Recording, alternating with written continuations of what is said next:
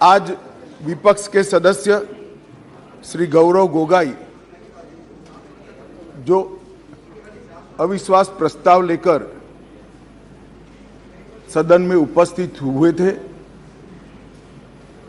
इस पर मैं मेरे विचार व्यक्त करने के लिए खड़ा हुआ हूं। माननीय अध्यक्ष जी, भारतीय संविधान के अनुच्छेद 75 में कहा गया है कि मंत्रिपरिषद लोकसभा के प्रति जवाबदेह है। इसलिए इसी अनुच्छेद 75 को प्रतिबंधित करने के लिए लोकसभा के नियम 198(1) से 198(5) तक मंत्रिपरिषद में अविश्वास का प्रस्ताव रखने की प्रक्रिया नियत की गई है। माननीय अध्यक्ष जी, जब से आजाद हुए तब से 27 अविश्वास प्रस्ताव और 11 विश्वास प्रस्ताव इस सदन में प्रस्तुत हुए हैं। कई बार सरकारों का बहुमत जाने की स्थिति में सदन के विपक्ष के सदस्य अविश्वास प्रस्ताव लेकर आते हैं। कई बार बड़े जन आंदोलन के समय प्रजा की भावना को प्रतिबिंबित करने के लिए अविश्वास के प्रस्ताव लेकर आते हैं। ये एक अविश्वास का प्रस्ताव ऐसा है जिसमें प्रधानमंत्री और मंत्रिमंडल के प्रति न जनता को अविश्वास है, न सदन को अविश्वास है, और ये अविश्वास प्रस्ताव लेकर आए हैं। माननीय अध्यक्ष जी, इसका उद्देश्य क्या है?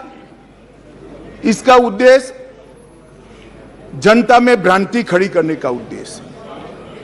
मैं उनको इतना ही कहना चाहता हूं कि भाई, अविश्वास प्रस्ताव जब आप लेकर आते हो तो इस पर जो चर्चा होती है वो चर्चा में सरकार के विरोध में कुछ मुद्दे तो रख देते हैं। मैंने पूरे भाषण ध्यान से सुने और पूरे भाषण ध्यान से सुनने के बाद मैं निश्चित रूप से निर्णय पर पहुंचा हूं, ये अविश्वास प्रस्ताव केवल और केवल भ्रांति खड़ा करने के लिए लाया गया है। ये प्रजा की इच्छाओं का प्रतिबिंब नहीं। अल्पमत का तो सवाल ही नहीं है।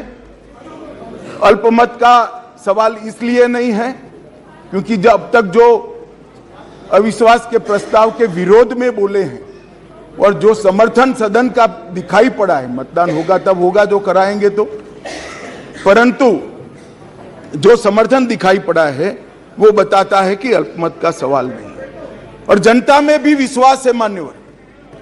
जनता में विश्वास इसलिए है कि देश के 60 करोड़ गरीबों को उनके जीवन में नई आशा का संचार अगर कोई एक प्रधानमंत्री और एक सरकार ने किया है तो नरेंद्र मोदी सरकार। मान्यवर, मैं डिटेल बात बाद में करता हूं। मैं भी देश भर में घूमता हूं, जनता के बीच में जाता हूं। मैंने जनता के साथ कई जगह से संवाद किया है। कहीं पर भी अविश्वास की आछी पतली झलक भी नहीं दिखाई पड़ती।